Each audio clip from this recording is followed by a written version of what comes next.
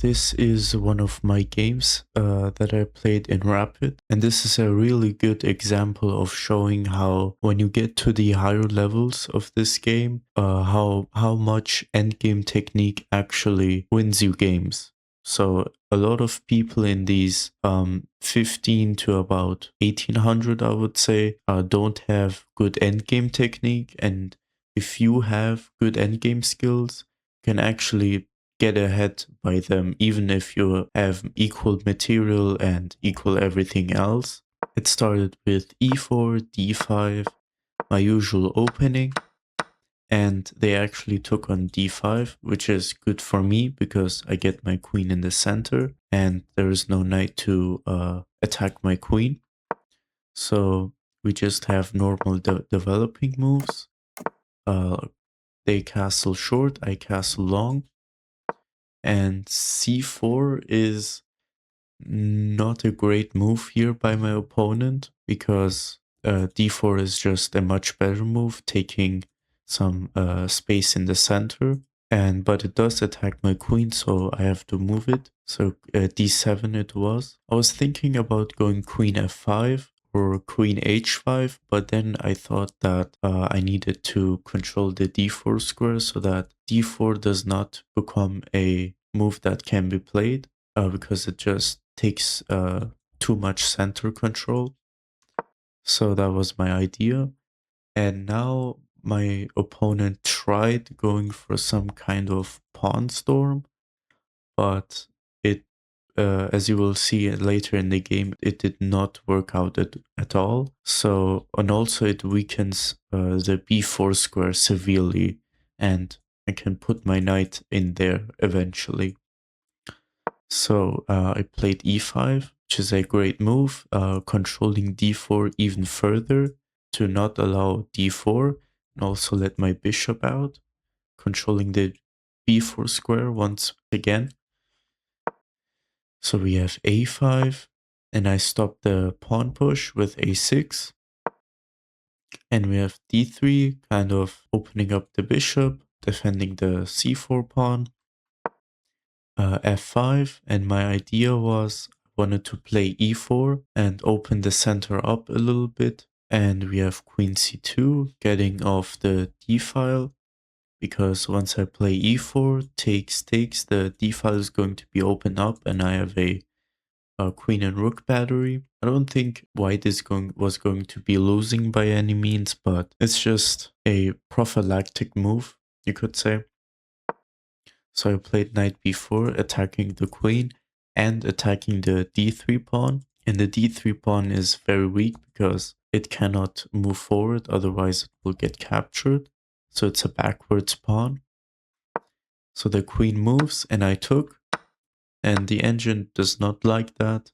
The engine instead wants me to take the knight first and then to take the pawn. I guess it does make sense, but I don't know. I just did it my way, taking first, and then I took on f3 because if I take right now, the knight is going to take on e5, and this is not what I want. This is too much. So I took on f3 first, and my opponent did a desperado. They gave up the bishop for a pawn. Of course, the engine does not like this kind of way of playing, but we're not engines, so I'm not even going to discuss the moves. But anyway, so I was able to damage the pawn structure over here. These are doubled and isolated, and this one's isolated. So yeah, I developed my bishop, keeping an eye on the a5 pawn and also controlling the e1 square, and also just preventing b4. And preventing b4 is actually one of my key ideas that has led me to winning this game, because once my opponent can play b4, they can push the pawn to b5 and then takes, and then they have these massive pawns that can be marched forward, and it's just very annoying to deal with. So I just prevented that right away and developed my piece. Yeah, bishop e3 just developing, so I went for the weak f3 pawn. They defended, and I played c5. Engine does not like this, but I thought that the bishop was going to be blocked, and also my bishop was going to be defended. And not only that, the pawn also defends the b4 square.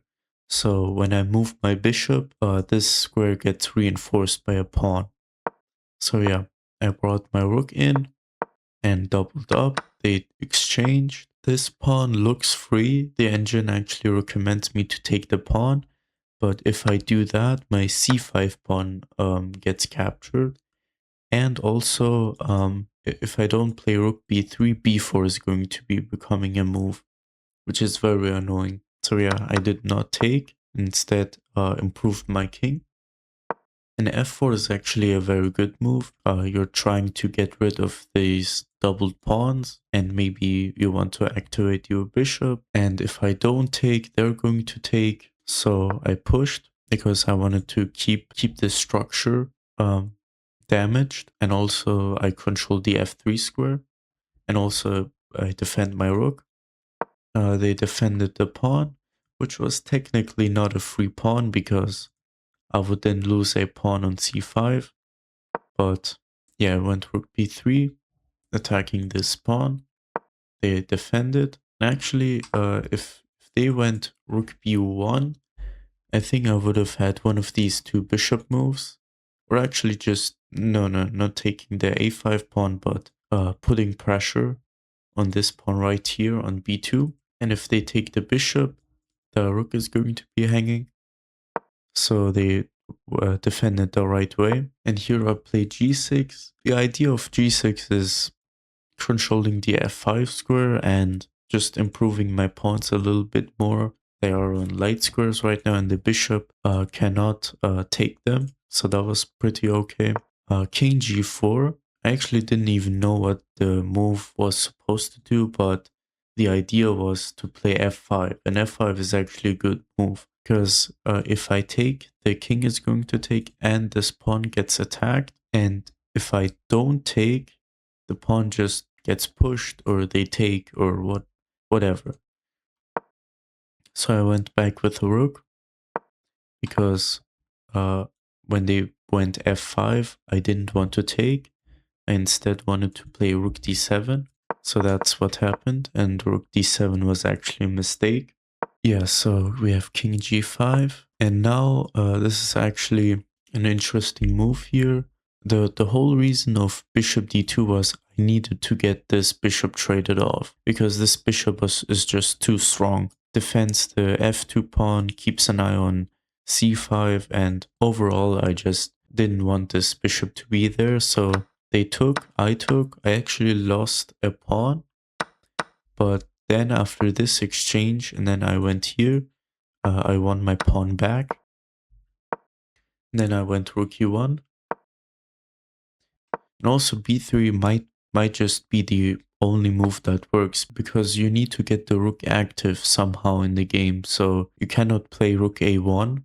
So you needed to come up with something else. So that was pretty well played.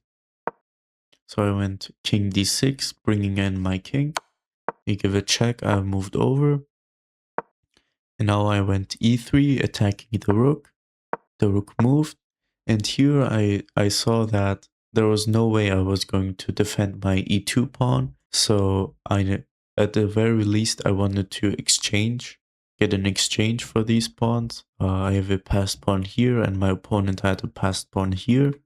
So after a couple moves, we exchanged them. And then this is actually where it gets interesting. So this check is very good. Allows me to attack the weak a5 pawn. And the only move here that works is b4. And after b4 gets played, look what check is available now. And in fact, this just not only does it trade off the rooks, but also it wins me a pawn. And now I'm up a pawn. And when the opponent tries to get to this pawn, I'm going to win this c4 pawn. So, and then went ahead to capture this pawn. And now there's only one move that still wins the game here for black, and it's b3. You deflect the king over from the defense of this c5 pawn, and yeah, you just win the game. King a4, desperately trying to defend the a5 pawn, but here a very nice move is king c4, covering these 3 squares so that the king has to back off, and then you can go ahead and capture this pawn, and they resigned. So that was a very nice game, and it just shows how endgame technique at the higher levels is very underrated. Many people don't even properly know them. So if you can able to have smooth endgame skills, it's going to be a lot better for you in the end games. If you manage to learn something from this game, or you found the game interesting, consider leaving a sub. Otherwise, I will see you in the next video.